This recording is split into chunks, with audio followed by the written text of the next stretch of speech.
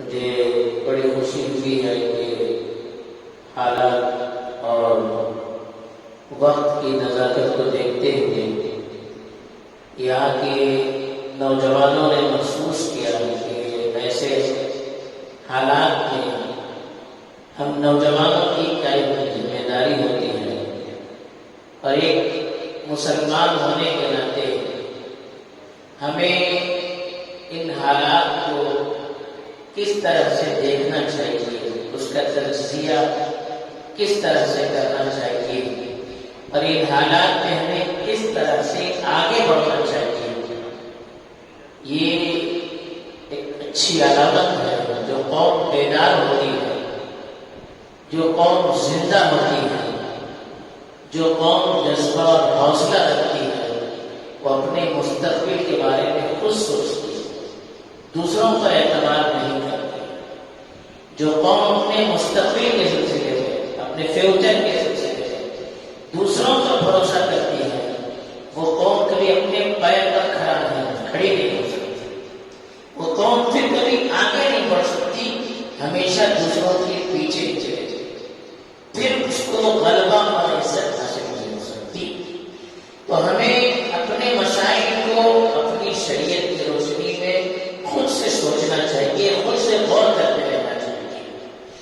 وہ قوم ترقی کرتی ہے جو اپنا جائزہ لیتی ہے، جو اپنا حساب لیتی ہے، جو امید کی جا سکتی ہے کہ وہ آگے بڑھ سکتی ہے۔ اپنی کمزوریوں کو دیکھ کر اس کو چھوڑنا اور اس کی اصلاح کی فکر کرنا ایک ترقی یافتہ قوم کی علامت ہے۔ بہرحال آپ لوگوں نے اس وقت محسوس کیا، اور اس سلسلے میں آپ لوگ یہاں جمع ہو جانان ہے، ان کو بھی آپ نے جمع کرنے کی کوشش کی، ان سے بھی آپ کو سننا ہے، وہ بھی اپنے تجربات آپ کے سامنے بیان کریں گے، یہ بڑی اچھی بات ہے۔ دوسری چیز، ہم مسلمان ہیں تو ہمیں ہر چیز کو شریعت کی روشنی میں دیکھنا چاہیے۔ مسلمان اور حالات کے نازل منظور چیز ہے۔ اللہ کے رسول صلی اللہ علیہ وسلم کی بعثت کے زمانے سے دیکھیے، مکی زندگی سے دیکھیے، آج کی تاریخ پڑھیں تو اکثر مسلمان حالات میں گھرے، حالات آئے خود اللہ کے زمانے میں، اللہ تعالیٰ اللہ کے رسول صلی اللہ علیہ وسلم کے زمانے میں اللہ تعالیٰ نے امت پر ایسے ایسے حالات لائے کہ اگر اس تاریخ کو ہم گہرائی سے مطالعہ کریں گے، اس پر ہم گہری نظر رکھیں گے، تو پھر قیامت کے جو حالات آ سکتے ہیں اس سے ہم کبھی مایوس نہیں ہو سکتے۔ حالات کا مقابلہ کرنا حکمت کے ساتھ، تدبر کے ساتھ، سنجیدگی کے ساتھ، یہ زندہ قوم کی علامت ہے۔ حالات کے سامنے گھٹنے ٹیک دینا، مایوس ہو جانا، یہ کمزوروں کی علامت ہے۔ ایسے آج کے جو حالات ہیں، لوگ ایک قسم کی مایوسی کا شکار ہو رہے ہیں، بلکہ افسوس تو یہ ہو رہا ہے کہ لوگوں کو مایوس بھی کیا جا رہا ہے، حالات کو بڑا چڑھا کر پیش کیا جا رہا ہے، ان کی تدبیروں کی اور ان کی پالیسیوں کو ایسے پیش کیا جا رہا ہے کہ دنیا کا مقدر اللہ نے ان کے ہاتھ میں دے رکھا ہے۔ حالانکہ ہم مسلمان ہیں، ہمارا یقین ہے کہ دنیا جو چلتی ہے وہ اللہ کے حکم سے چلتی ہے، دنیا کا نظام جو چلتا ہے وہ اللہ کے حکم سے چلتا ہے۔ اللہ تعالیٰ اس دنیا کی ایک ایک چیز کو اپنے پلان کے مطابق چلاتے ہیں، اب کیسے چلانا چاہتے ہیں وہ پوری طرح بتائیں۔ وَمَا اللَّهُ بِغَافِلٍ عَمَّا يَعْمَلُونَ، وہ لوگ جو کر رہے ہیں، جو سازشیں کر رہے ہیں، جو پالیسیاں کر رہے ہیں، اللہ تعالیٰ اس سے غافل نہیں ہے، اللہ کو سب معلوم ہے، لیکن اس کا فیصلہ اپنے وقت پر آتا ہے۔ اللہ ہمارے نوکر نہیں ہے، اللہ ہمارے غلام نہیں ہے کہ ہم ہاتھ اٹھائیں اوپر سے فیصلہ اٹھائیں گے، ہمارے حکم کے اللہ منتظر نہیں ہے، اس کا اپنا پلان ہے، اس کے اپنے شرائط ہیں، اس کے اپنے اصول ہیں، اس کا اپنا وقت ہے، اس کے مطابق اللہ کی طرف سے فیصلے کرتے ہیں۔ تو جب اللہ تعالیٰ کا فیصلہ ہوگا تو چٹکیوں میں چیزیں ختم ہو جائیں گی۔ قرآن کے حوالے سے آپ کو میں بتا سکتا ہوں کہ مکے میں جب حالات بڑے سخت ہو گئے، ایسے حالات ہو گئے کہ مسلمانوں کا جینا دوبر ہو گیا، اور جو نئے نئے مسلمان تھے جن کے دل میں بھی ایمان اتنا مضبوط ہوا، ان کے قدم ڈگمگانے لگے۔ وہ اللہ کے رسول صلی اللہ علیہ وسلم کی خدمت میں حاضر ہوتے اور انہوں نے اللہ کے رسول صلی اللہ علیہ وسلم سے حالات کی شکایت کی کہ اللہ کے رسول حالات بڑے سخت، آپ اللہ سے دعا کیجیے کہ عذاب آ جائے۔ اللہ کے رسول صلی اللہ علیہ وسلم کعبے سے ٹیک لگائے ہوئے تھے، سنجیدہ ہو کر بیٹھ گئے اور پھر سختی سے کہا کہ آپ لوگ گھبرا گئے، آپ سے پہلے جو انبیاء آئے تھے ان میں سے بعضوں کو آرے سے چیرا گیا، 2 ٹکڑے کیے گئے، بعضوں کو لوہے کی سلب کے گوشت کو نکالا گیا، جیسے عیسائی گوشت کو نکالتا ہے، ہڈیاں اور گوشت الگ کرتا ہے، تاکہ ایسے ان کی گوشت نکالیں گے، اور آپ لوگ ابھی سے مایوس ہو گئے۔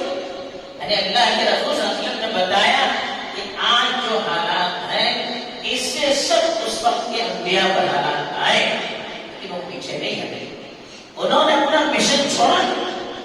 اس وقت اللہ کی طرف سے وہ آیات نازل ہوئی جن آیات نے ہم نے تلاوت کی۔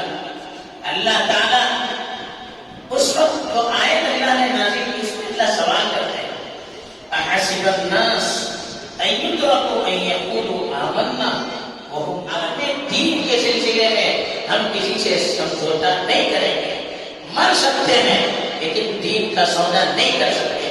ایسے لوگوں کے درمیان اور جو حکومت کے وقت کی ہاں میں ہاں ملا کر اپنی حفاظت چاہتے ہیں، اپنے آپ کو محفوظ رکھنا چاہتے ہیں، ان کے درمیان فرق کرنے کا یہی وقت ہوگا جب حالات سخت ہوتے ہیں، حالات سنگین ہوتے ہیں، تو اس وقت امتحان ہوتا ہے۔ حالات نہیں آئے تو پھر امتحان نہیں ہو سکتا۔ تو یہ حالات یہ بھی ہمارے لیے امتحان ہے۔ اس وقت ہمیں اللہ کی دعوت پر، اللہ کے وعدوں پر پہلے سے زیادہ یقین کرنا چاہیے۔ صحابہ کے بارے میں بتایا گیا کہ ان پر جب حالات آتے تھے تو فزادتهم ایمانا الذين قال لهم الناس ان الناس قد جمعوا لكم فاخشوهم فزادوهم ایمانا وقالوا حسبنا الله ونعم الوکیل۔ صحابہ کے حالات قرآن نے نقل کیے کہ ان سے جب کہا جاتا ہے کہ دیکھو دشمن آ چکے، دشمنوں سے ڈریے، تو کہتے ہیں کہ یہ تو ہمارا اللہ کا وعدہ ہے، ہم سے بجائے کرنے کے ان کے ایمان کے اندر اضافہ ہوتا ہے۔ حالات سے ان کے ایمان کے اندر کمزوری آنے کے بجائے ان کا ایمان بڑھتا تھا کہ اللہ نے جو وعدہ کیا وہ سچ ہے۔ حالات آئیں گے، ان حالات میں جمے رہنا، ان حالات میں اپنے دین پر قائم رہنا، ایک ایک شعبے پر قائم رہنا، یہ اصل امتحان ہے۔ کچھ وقت کا امتحان ہوتا ہے، امتحان ہمیشہ نہیں آتا ہے، کچھ وقت کا امتحان ہوتا ہے، اس کے بعد پھر اللہ کی مدد آنی شروع ہو جاتی ہے۔ جیسے رات کی تاریکی ہوتی ہے، رات جب سب تاریک ہو جاتی ہے، جب سب تاریکی ہوتی ہے تو اس کے بعد پھر صبح کی بہت ہونے لگتی ہے۔ صبح رات کی تاریکی کے بعد پہلے مصیبت کو جھیلنا ہوتا ہے۔ قرآن نے کہا ان مع العسر یسرا، 2 مرتبہ ان مع العسر یسرا، ان مع العسر یسرا۔ ہر تکلیف کے پیچھے آسانی ہے، ہر تکلیف کے پیچھے آسانی ہے۔ 2 مرتبہ قرآن نے ایک ساتھ کہا۔ لیکن حالات سے ہمیں گھبرانے کی ضرورت نہیں، ایسے موقع پر ہمیں اللہ پر پہلے سے زیادہ یقین کرنے کی ضرورت ہے، ہمیں اپنے دین پر پہلے سے زیادہ ثابت قدم رہنے کی ضرورت ہے۔ اور یہ بھی یاد رکھیے، حکومت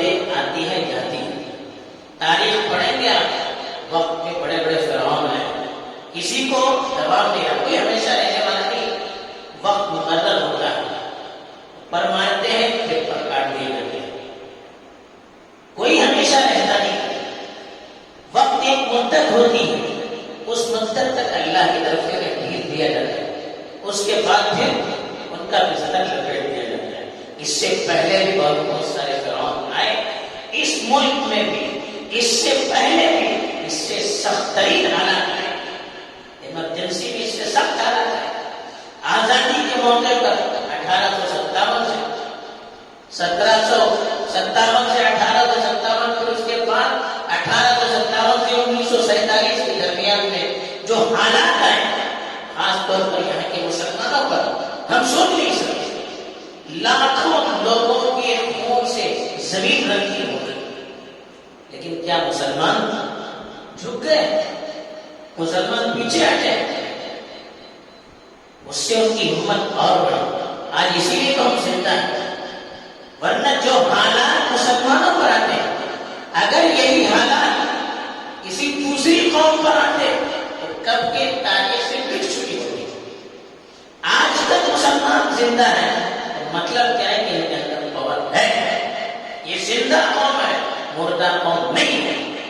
ان حالات میں امت کی تربیت کی، اگر ان حالات کو ہم اللہ کی آزمائش سمجھیں تو یہی ہماری تربیت کا ذریعہ ہے۔ ہمیں سمجھنا چاہیے حالات کے سامنے ہاتھ پہ چھوڑ کر بیٹھنے سے کچھ ہوتا نہیں، ہم آگے کیسے بڑھیں؟ حالات جو ہماری اپنی کمزوریاں اس کو بھی تلاش کرنا چاہیے۔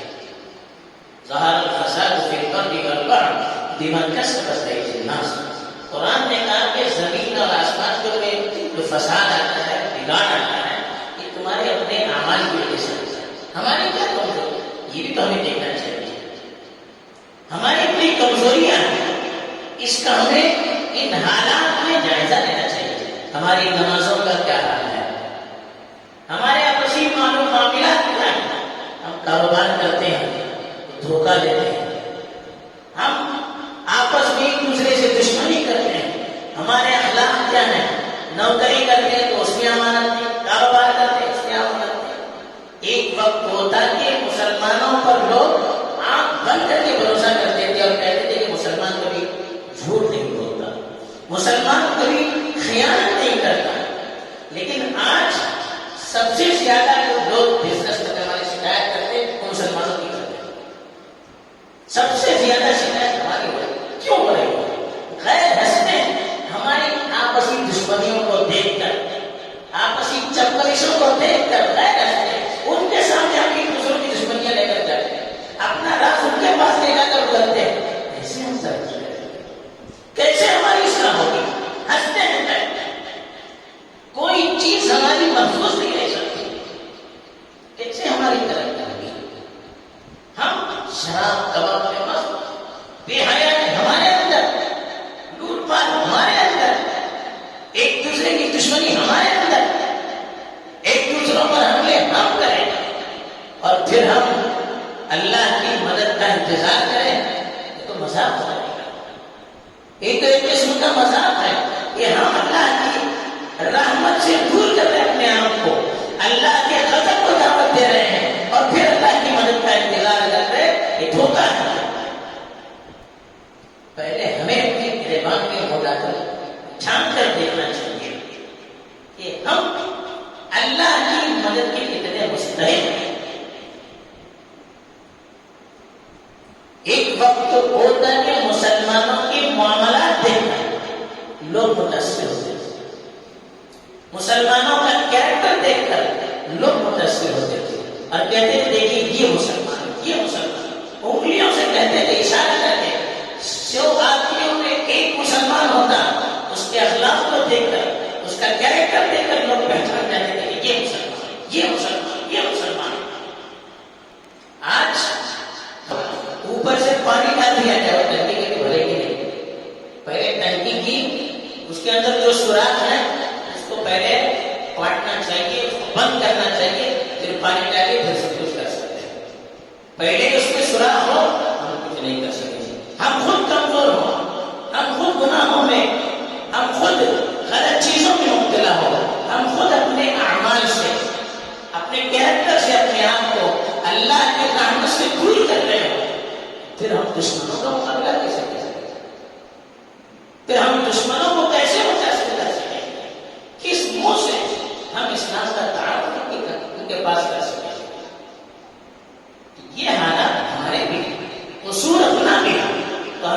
دشمنوں سے زیادہ اپنے اوپر رونا چاہیے. اس کی ہمیں فکر کرنی چاہیے کہ حالات جو آتے ہیں اپنے اعمال کی وجہ سے آتے ہیں. ہمارے اعمال کیوں بگڑ رہے ہیں, کیا کیا ہمارے اندر کمزوریاں ہیں, اس کی اصلاح ہم پہلے کریں گے. ہمارے اخلاق اچھے بن جائیں گے, ہمارا کریکٹر درست ہو جائے گا, ہمارے اعمال سمجھ جائیں گے. ہماری سوسائٹی, ہمارا سماج, ہمارا معاشرہ اگر اچھے راستے کو اختیار کرے گا, دشمن خود بخود ہمارے سامنے جھک جائے. اللہ کا وعدہ ہے, وعد اللہ الذین آمنوا منکم وعملوا الصالحات لَيَسْتَخْلِفَنَّهُمْ فِي الْأَرْضِ. اللہ تعالیٰ نے وعدہ کیا ہے ان لوگوں سے جو پکے مومن ہو اور اچھے اعمال کرتے ہو. اللہ ضرور بضرور تاکید کے ساتھ علماء بیٹھے ہوئے تاکید سے اللہ کہنے کہ اللہ ضرور بضرور زمین میں ان کو خلافت دے کر رکھے. خلیفہ بننے کے لیے اس کا کیریکٹر ہونا چاہیے, حکومت لینے کے لیے اس کے اندر صلاحیت بھی ہونی چاہیے. یہ معاف کیجیے, اپنے لوگ ہیں تو میں اپنی باتیں کرتا ہوں, میں اپنے ساتھیوں سے بھی کہتا ہوں کہ ہم چھوٹی سی ادارے کو اتفاق کے ساتھ چلا نہیں پاتے. اپنی پنچایت, اپنی میونسپلٹی, اپنے ادارے, اس کو ہم اتفاق سے چلا نہیں پاتے ہیں. کیا اللہ کی طرف سے حکومت کے مستحق ہے, یہ بھی تو سوچیے. افسوس کے ساتھ میں کہتا ہوں کہ اپنی شکایت ہم سب ایک, ہمیں اصلاح کرنا چاہیے. جب ہم ایک چھوٹا سا ادارہ اتفاق سے اس کو آگے نہیں بڑھا پاتے ہیں, صحیح طور پر اس کو سنبھال نہیں پا رہے ہیں, تو کیا اللہ ہمارے ہاتھ میں حکومت دے گی؟ ہم خلافت کے مستحق ہو سکتے ہیں, ہم حکومت کے مستحق ہو سکتے ہیں. ذرا اپنی جگہ میں آگے بھی ڈال کر دیکھنا چاہیے. اتنی چھوٹی چیز ہم سنبھال نہیں پا رہے ہیں, بڑے ملکوں کو کیسے سنبھال پا رہے ہیں, بڑے بڑے افراد دیکھتے ہیں, لیکن حقیقت ہماری کیا ہے, اس سے ہمیں کبھی بھولنا نہیں چاہیے. تو ہم اپنی اصلاح کی خود فکر کریں, اپنے معاشرے کی خود فکر کریں. ہر آدمی کو اللہ تعالیٰ اس کے بارے میں پوچھے گا, اس کی اولاد کے بارے میں پوچھے گا, اس کے گھر والوں کے بارے میں پوچھے گا, اڑوس پڑوس کے بارے میں پوچھے گا. ہم خود اچھا بنیں گے, دنیا اچھی بنے گی. ہم سے زمانہ خود ہے, یہ زمانے میں دم نہیں, ہم سے زمانہ خود ہے, زمانے سے ہم. زمانہ ہم سے بنے گا, ہم کو زمانے کے پیچھے بھاگنے کی ضرورت نہیں. زمانے کو سنبھالنا یہ ہمارا کام ہے. زمانہ دیکھ کر رنگ بدلنا ایک مسلمان کا کام نہیں ہے. تو ہمیں رنگ بدلنے کی ضرورت نہیں, ہمیں ان کے مثال میں ڈھلنے کی ضرورت نہیں, ہمیں ان کے سانچے میں ڈھلنے کی ضرورت نہیں. ان کو ہمارے سانچے میں ڈالنے کی ضرورت ہے, ان کو ہمارے رنگ میں رکھنے کی ضرورت ہے, ان کو ہمارے ماڈل کے اندر لانے کی ضرورت ہے. اس کے لیے پہلے ہم ماڈل بنے, اس کے لیے پہلے ہم اچھا بنے, ہمارا کریکٹر اچھا ہو, ہمارا سماج اچھا ہو. تو یہ فکر کرنی چاہیے, اپنی اصلاح کی فکر کرنی چاہیے. اپنے اندر دیکھیے, جب تک ہم درست نہیں ہوں گے, حالات درست نہیں ہوں گے, لاکھ کوشش کیجیے. ان اللہ لا یغیر ما بقوم حتی یغیروا ما بانفسہم. اللہ کا وعدہ ہے کہ خدا نے آج تک اس قوم کی حالت نہیں بدلی, نہ ہو جس میں خیال خود اپنی حالت کے بدل گئے. اس وقت تک اللہ تعالیٰ کسی قوم کی حالت کو نہیں بدلتے ہیں جب تک وہ اپنے آپ کو. حالات برے بنتے ہیں تو ہمارے برے بنتے سے, حالات سمجھتے ہیں ہمارے سمجھنے سے. تو جب تک ہم اچھے نہیں بنیں گے, لاکھ تبدیلیں کریں, حالات بدلنے والے نہیں. حالات کو لانے والے ذمہ دار ہم. تو ہمیں سمجھنا ہوگا, ہمیں بننا ہوگا, ہمیں اپنے آپ کو سنبھالنا ہوگا, ہمیں اپنے آپ کو قیمتی بنانا ہوگا. قرآن نے کہا وَأَمَّا مَا يَنْفَعُ النَّاسَ فَيَنْفَعُ فِي الْأَرْضِ. جس چیز سے لوگوں کو فائدہ ہو وہ چیز زمین میں باقی رہتی ہے. اگر ہماری وجہ سے دنیا کو فائدہ ہوگا تو اللہ تعالیٰ ہمیں باقی رکھے. اگر ہماری وجہ سے دنیا کو فائدہ نہیں ہوگا, اللہ ہم کو لے جائے دوسرے کو لائے. وَإِن تَتَوَلَّوْا يَسْتَبْدِلْ قَوْمًا غَيْرَكُمْ ثُمَّ لَا يَكُونُوا أَمْثَالَكُمْ. ایک پنکھا ہے, جب تک اس سے ہمیں فائدہ پہنچتا ہے ہم اوپر رہتے ہیں,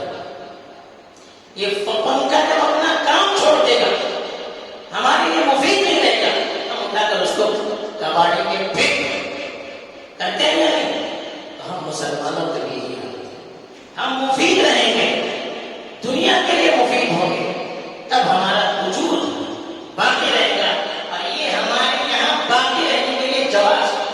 دیکھیے ہمیں دوسروں سے معاملہ کرنے کی ضرورت ہے. ہم مسلمان ہیں، ہمارے پاس ایک پیغام ہے، ہمارے پاس ایک میسج ہے اللہ کی طرف سے، ہمارے پاس اللہ کا پیغام ہے. ہم دوسروں کو دینے آئے، دوسروں سے لینے نہیں.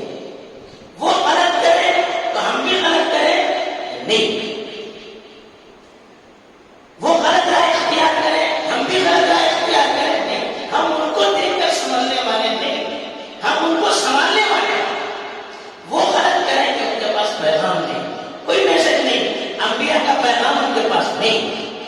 اگر ہم بھی ان کی طرح سے بڑھیں گے تو پھر ہمارے یہاں دنیا میں باقی رہنے کے لیے کوئی جواز نہیں رہے. وہ غلط کریں کہ ہم کو اچھا کرنا ہے، وہ الٹا کریں کہ ہم کو سیدھا کرنا ہے. یہ اصل پیغام ہے. قرآن نے کہا کہ دفاع باللتی ہی احسن، آپ سامنے والوں کا جواب دیجیے اچھے طریقے. وہ گالی دے آپ پھول بانٹیے، وہ گالی دے آپ پیار بانٹیے، آپ محبت بانٹیے، صحیح پیغام کو پہنچائیے ان کی غلط فہمیوں کو دور کیجیے. ادفع باللتی ہی احسن، آپ بہتر سے بہترین طریقے پر اپنا جواب دیجیے. فَإِذَا الَّذِي بَيْنَكَ وَبَيْنَهُ عَدَاوَةٌ كَأَنَّهُ وَلِيٌّ حَمِيمٌ، اس کا نتیجہ یہ ہوگا کہ آپ کا دشمن آپ کا جگری دوست بن جائے گا. یہ قرآن کا وعدہ ہے. ہمیں اچھا پیغام ان تک پہنچانا چاہیے، اچھی طرح سے ان سے پیش آنا چاہیے. اللہ کے رسول صلی اللہ علیہ وسلم نے کہا کہ لَيْسَ الْوَاصِلُ بِالْمُكَافِئِ، برابری کا معاملہ کرنے والا وہ جوڑنے والا نہیں ہوتا. نیک آدمی ہم سے اچھا سلوک کرنا ہے، ہم بھی اس سے اچھا سلوک کرنا ہے. کہا کہ یہ رشتہ جوڑنے والا نہیں، سماج کو جوڑنے والا نہیں، ملک کو جوڑنے والا نہیں.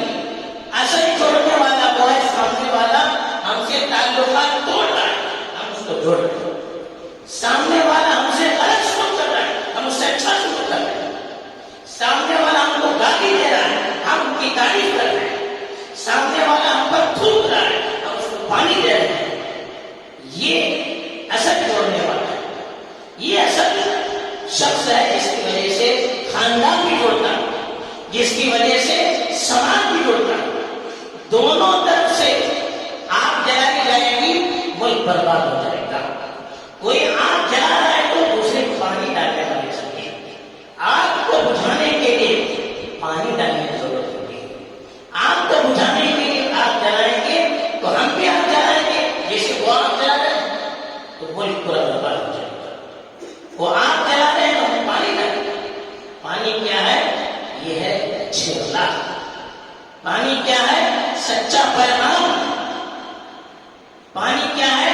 اچھا کیریکٹر ہمارا، اچھے اخلاق. یہ پانی اس کے ذریعے سے محبت، نرمی اور اپنے دین پر پختگی. نرمی کا یہ مطلب نہیں کہ سامنے والے کے سامنے جھک جائے، یہ نرمی نہیں. اپنے پیغام پر مضبوطی سے رہنا. اپنی کسی چیز کو ہم چھوڑ دیں گے تو سمجھ جائیے کہ ہماری قیامت ہے. لیکن ہم اپنا صحیح پیغام عملاً کیسے اللهم اهدنا واهد بنا واهد الناس جميعا. اللهم اجعلنا سببا لمن اهتدى. اللهم انا نسالك من خير ما سالك منه نبيك محمد صلى الله عليه وسلم، ونعوذ بك من شر ما استعاذ منه نبيك محمد صلى الله عليه وسلم، وانت المستعان وعليك